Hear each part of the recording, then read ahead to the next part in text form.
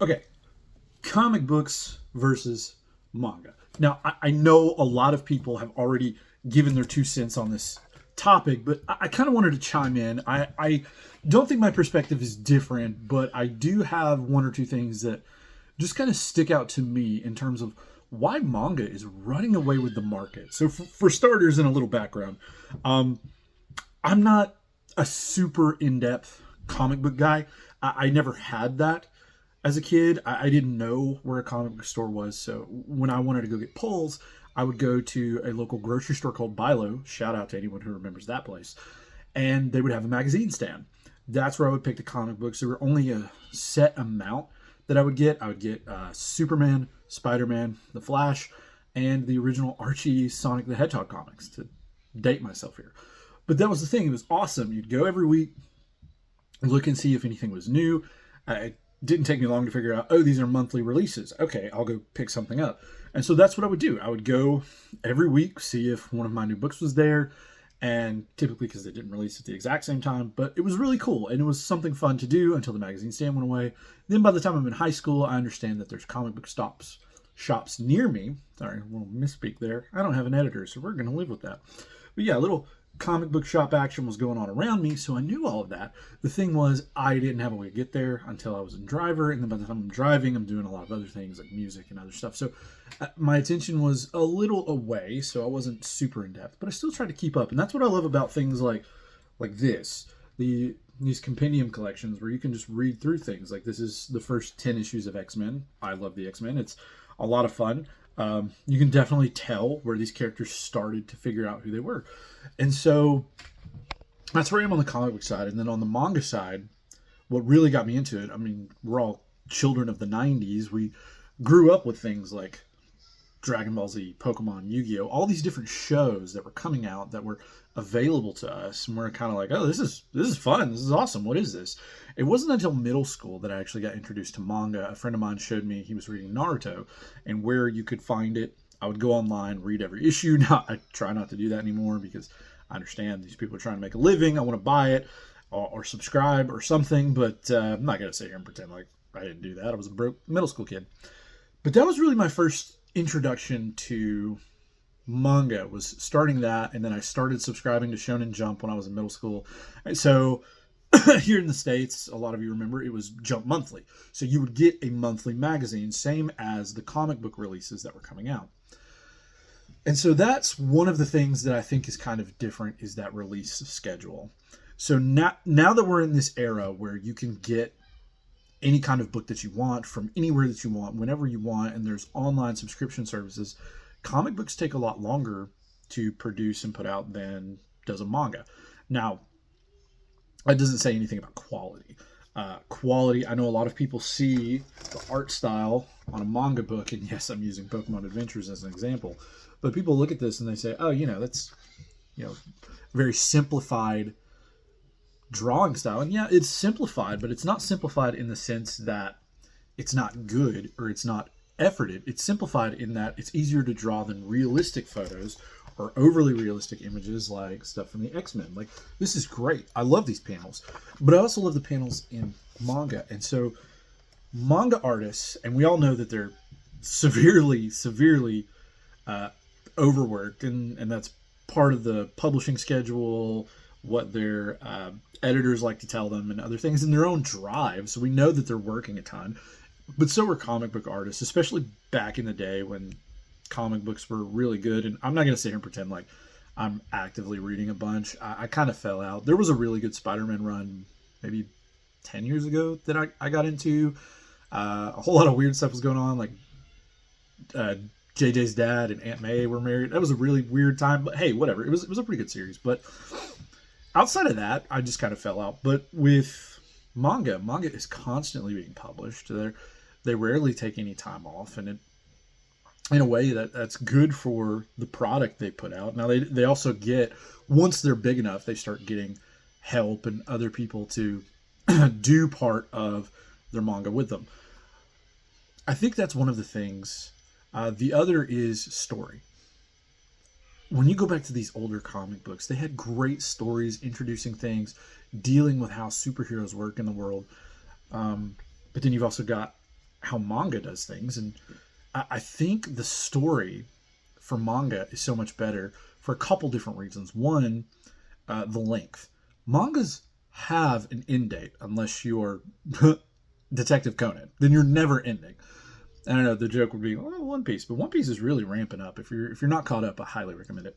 So they're moving toward the end game. There's a singular story. What typically doesn't happen, and I know it does, but typically doesn't happen, is you don't get to the end of that story, and then offshoots of tons of stories. Now that was kind of what was fun about comic books, is you could tell one of Spider-Man's stories, one of his battles with one of his rogues gallery, and then skip to a new story, skip to a new chapter in his life, keep going. But what's happened over 80 years of publishing is you run out of stories to tell for these characters, and then you start having to pass the torch, pass the mantle, or sometimes they don't even pass the mantle. They just bring in outside characters to be that character with them. The only one that really makes sense to me is the Green Lantern Corps, the way that they do, there's different lanterns, so you can have multiple lanterns from Earth.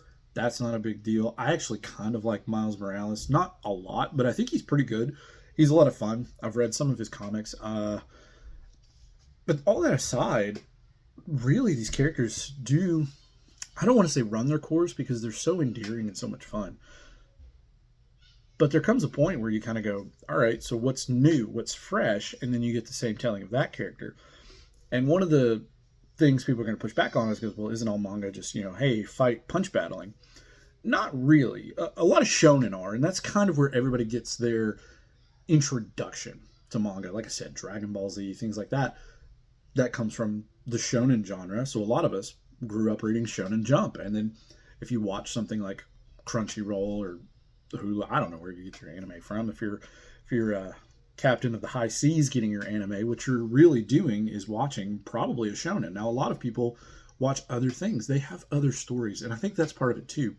It's not just superhero stories. The Western comic books have kind of distilled themselves into just superheroes. And there used to be all kinds of comic books, cowboys and Western, slice of life, different things, science fiction, all kinds of great things. One of my favorite comic book series is the Valerian series, and we will not talk about that adaptation. I'll probably make a separate video about that, but this is not the day. But that's one of my favorite things, and it's a sci-fi space romp. All kinds of great things are happening. It's a little more mature than a regular comic book, but it's not a superhero thing. And comic books in the West have kind of just become superheroes. And that's not a bad thing. I like superheroes. I'm not superhero fatigued. I'm bad writing fatigued. I don't really like any of the movies anymore. But they were a big deal when they started, and they were really good comic book films when the Marvel Universe started. Some of the Snyderverse, I'm not a big fan of all of it, but there were some good things in superhero films. And I think that's another thing that holds it back. Not just in storytelling, but we'll come back to storytelling. But another thing is adaptation. With a manga release, you're going to get a weekly anime release for a time period. And it's one of the fun things that you can just do now that hasn't gone away. It used to be that you would have to wait weekly to watch a show. It was important. There was build-up. There was intrigue. There was constant talking back and forth with your friends about what's going to happen.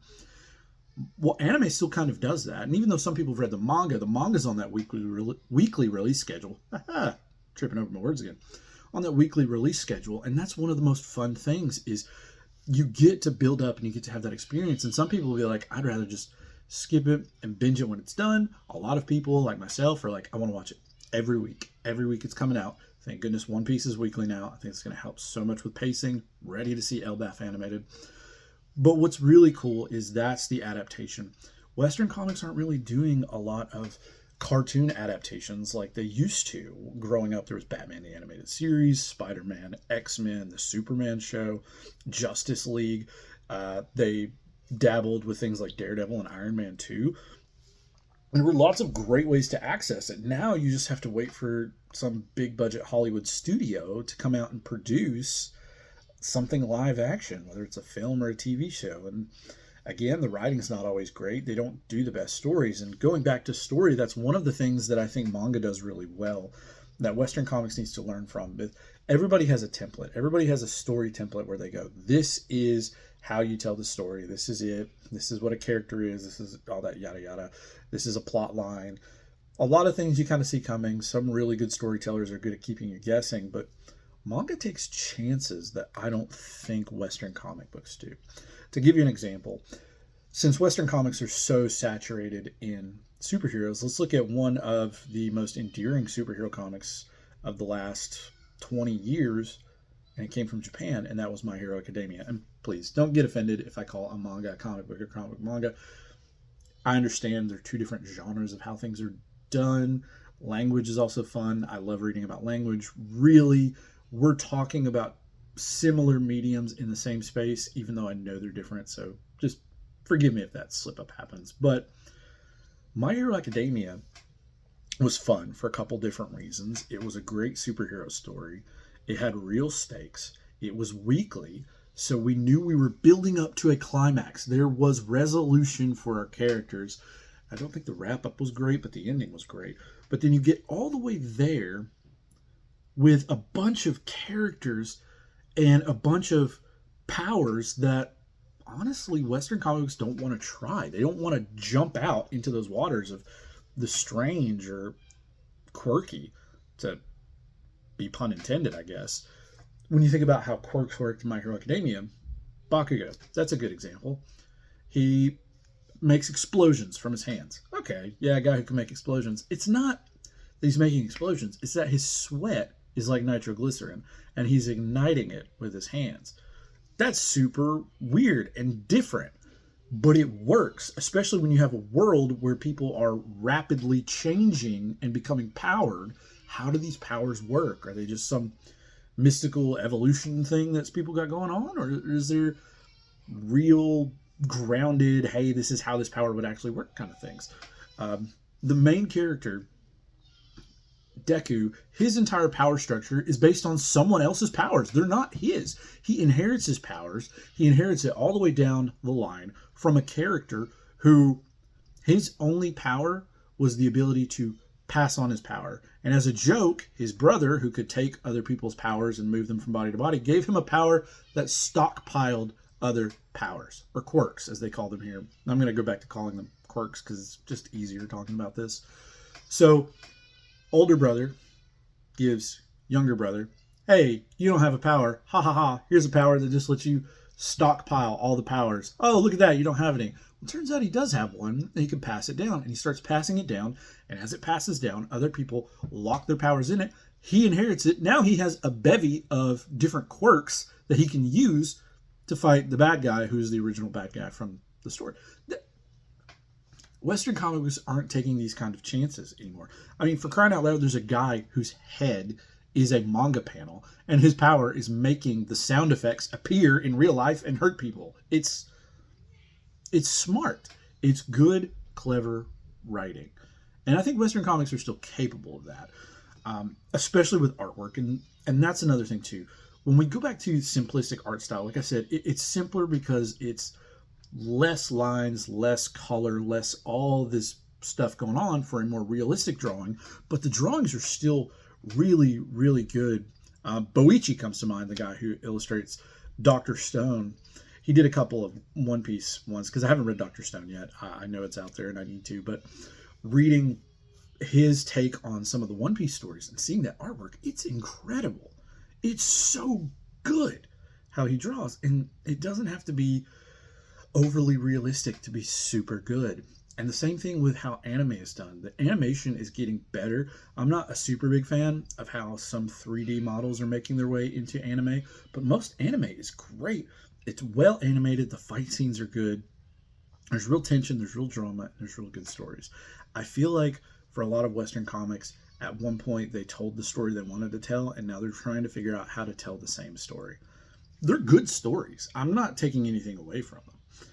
But I think that's the main reason manga is just running away with this genre and these sales. I mean, if you look at the top 10 sales worldwide, it's all manga when it comes to illustrated, published things. And I mean, you look at this, like Pokemon Adventures, I talk about having an end date. Well, each time there's a new Pokemon series, we get a new version with a new character in a new place. But it's all telling one big story. And Maybe it'll come to an end someday. I hope not. Pokemon Day is this Friday, so hopefully we get more of these guys. But I think Western comics, what it really needs is it needs a reset. It needs a freshness. It needs someone to come in and say, hey, we can tell stories other than superhero stories.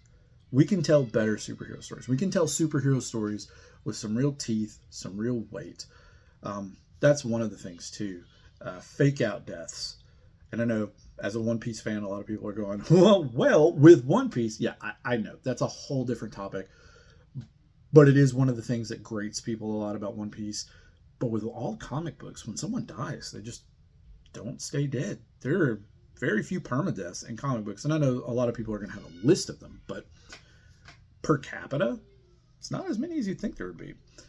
And so I think Western comics really just need a refresh. I think the stories are there. The characters are there. And like I said, these characters are great. I would love to see something updated with the X-Men. I think you have to kind of go past the whole, oh, because we're mutated, people want to hurt us because we have superpowers. Well, so many people in your world have superpowers now. There's got to be something else going on. But the idea of a shared universe, you have so many different characters in one universe that you're telling all these stories about. There's so much opportunity there.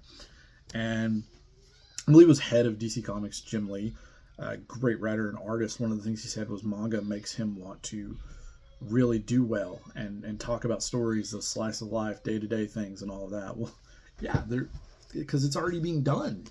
And we were doing it for a while. Now, I'm not saying this to be like, we should compete. Competition is always good. It always helps raise numbers and it gets the best product out there and more people want to show off what they can do. But this is its own type of thing. Manga is its own genre, its own flavor. So are Western comics. And so I think once Western comics kind of figures out who they are, have that come to Jesus moment where it's like, okay, everybody, we've been telling these stories. This has been the modus operandi for 30, 40, 50 years. Let's change things up. What does that look like? I'm not 100%. I would love to get your take on it. So just leave a comment, kind of tell me what you think, tell me what you would do. And if you have any suggestions for good comic reads, good manga reads, just let me know, and I'll catch you in the next one.